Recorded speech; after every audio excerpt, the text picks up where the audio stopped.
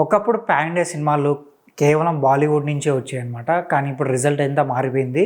So మన టాలీవుడ్ నుంచి అలాగే మన సౌత్ ఇండస్ట్రీ నుంచి ఎక్కువగా పాన్ ఇండియా సినిమాలు వస్తున్నాయి. అలాగే కలెక్షన్స్ పరంగా కూడా ఎక్కువగా కలెక్షన్స్ క్రియేట్ చేస్తున్నాయి అనమాట మన సౌత్ సినిమాలు.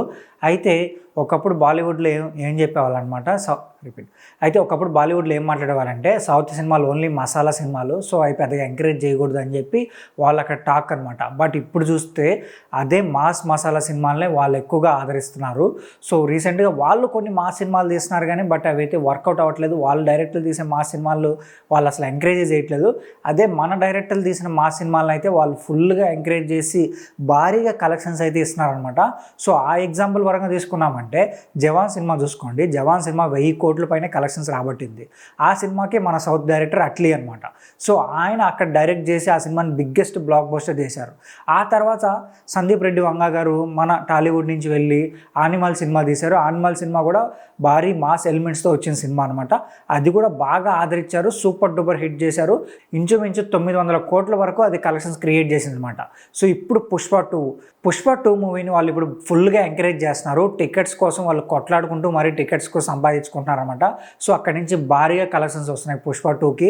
అలాగే ప్రీవియస్ పుష్ప 1 వచ్చినప్పుడు కూడా వాళ్ళు చాలా ఎంకరేజ్ చేశారు ఆ మూవీని, సూపర్ డూపర్ హిట్ చేశారు.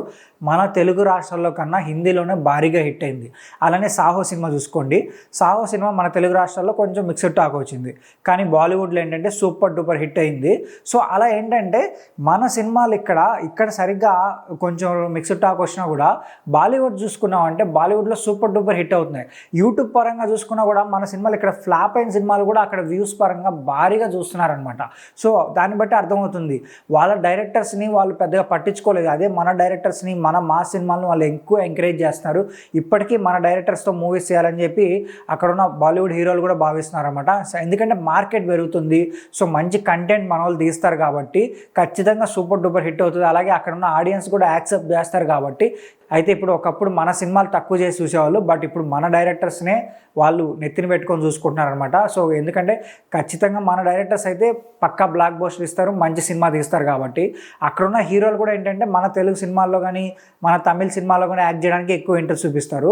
సో దీన్ని బట్టి అర్థమవుతుంది మన టాలీవుడ్ ఇండస్ట్రీ అలాగే మన సౌత్ ఇండస్ట్రీస్ ఎంత పైకి వెళ్ళాయని తెలుస్తుంది అనమాట.